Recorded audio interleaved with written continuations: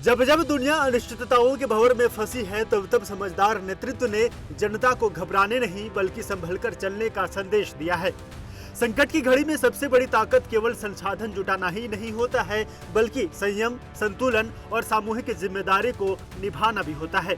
और यही जिम्मेदारी पीएम मोदी पिछले 2 दिनों से वैश्विक हालात को देखते हुए निभा रहे हैं। संकट में संतुलन साध के कैसे चलते हैं, इसका मूल मंत्र भी बता रहे हैं। पहले कोरोना का संकट,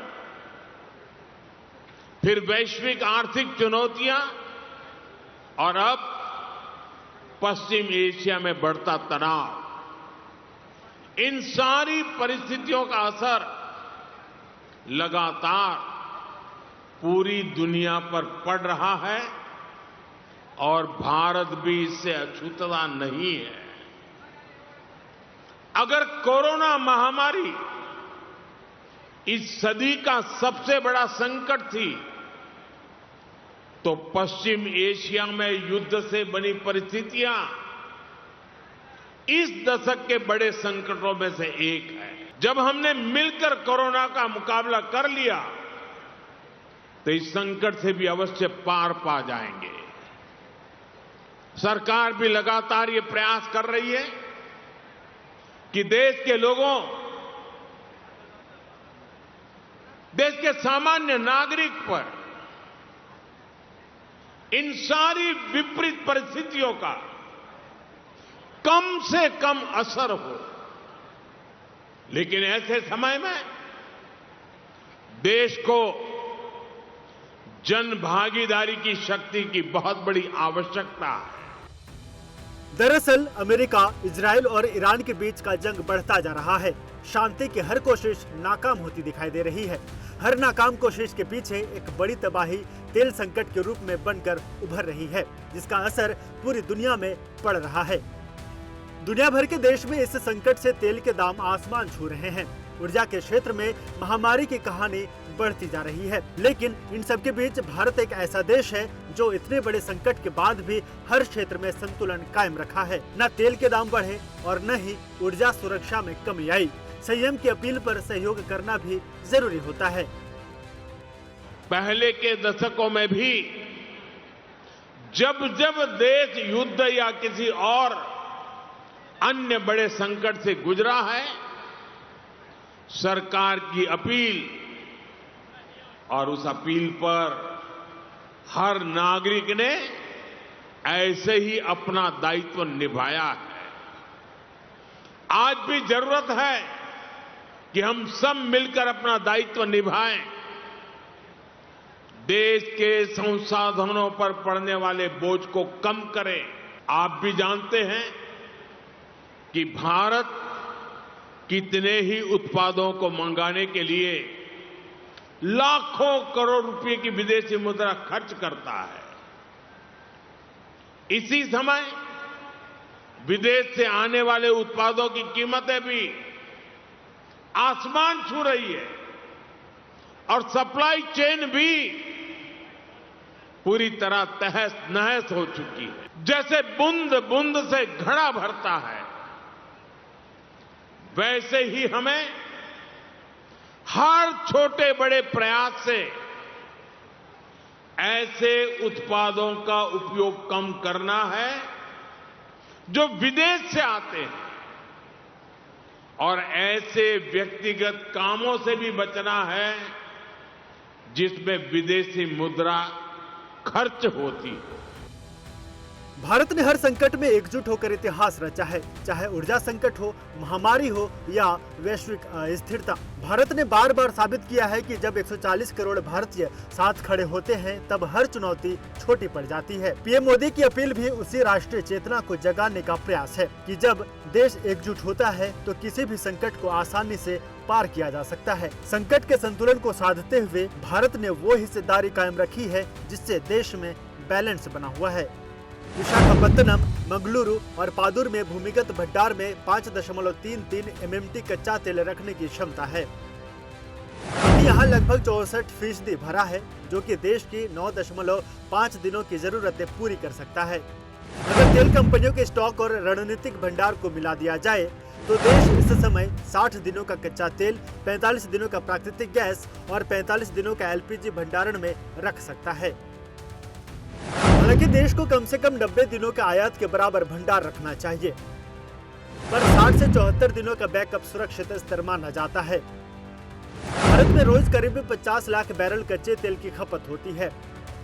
इससे पहले लगभग 533 करोड़ रुपए यानी कि करीब 3141 करोड़ रुपए खर्च करके खरीदा जाता था, जो अब 850 करोड़ रुपए हो गया है, यानी रोज 1619 करोड़ रुपए अतिरिक्त खर्च हो रहे हैं।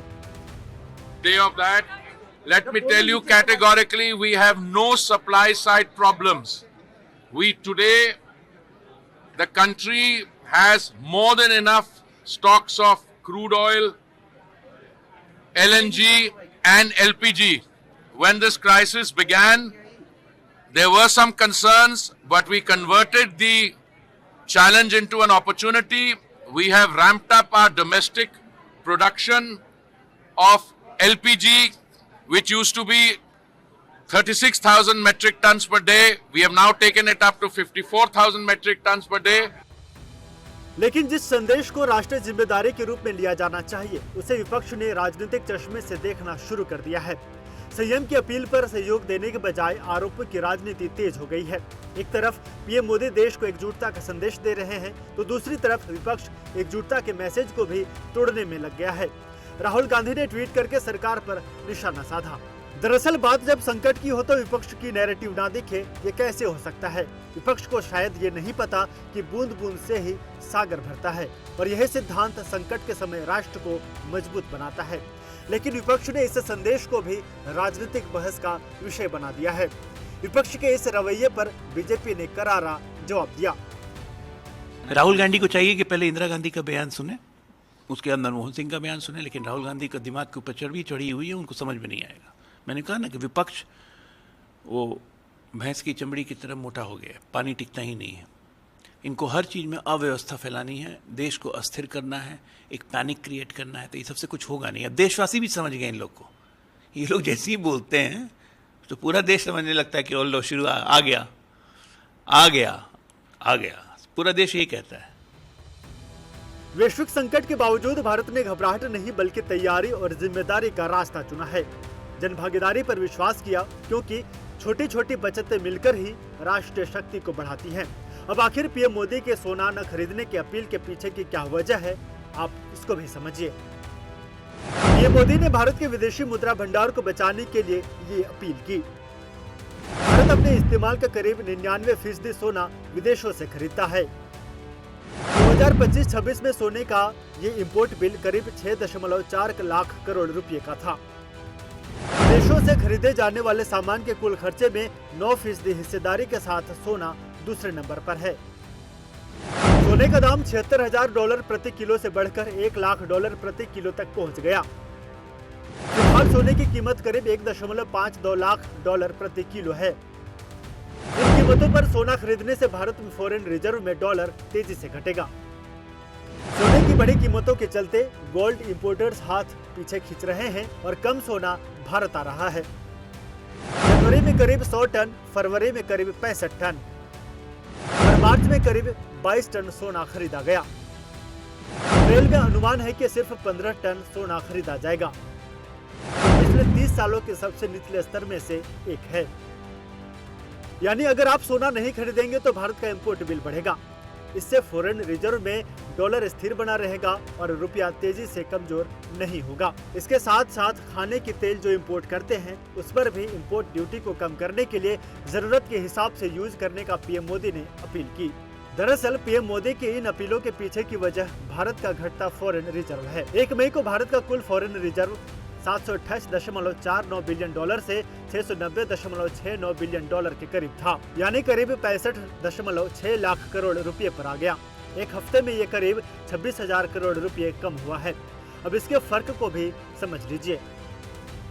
जब कच्चे तेल में $10 प्रति बैरल की बढ़ोतरी होती है तो भारतीय तेल कंपनियों को ₹6 प्रति लीटर का घाटा होता है।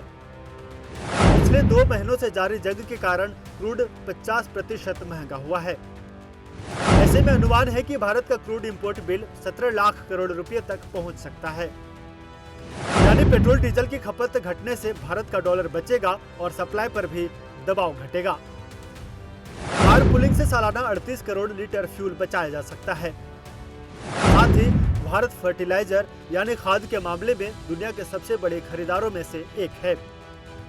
भारत अपनी जरूरत का 50 से 30% यूरिया, 90% DAP और 100% पोटाश विदेशों से खरीदता है।